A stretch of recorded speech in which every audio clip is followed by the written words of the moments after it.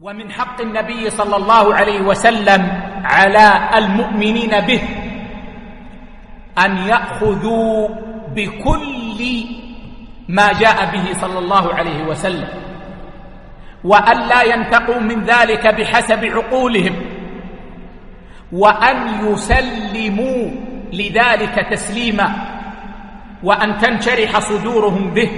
يقول الله عز وجل: وما آتاكم الرسول فخذوه وما نهاكم عنه فانتهوا.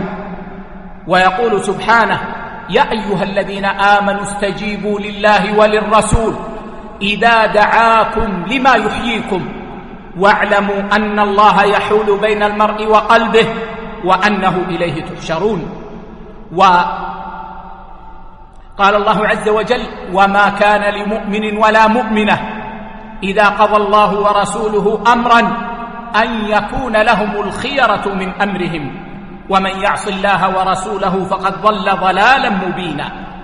وقال سبحانه: فلا وربك لا يؤمنون حتى يحكموك فيما شجر بينهم ثم لا يجدوا في أنفسهم حرجا مما قضيت ويسلموا تسليما.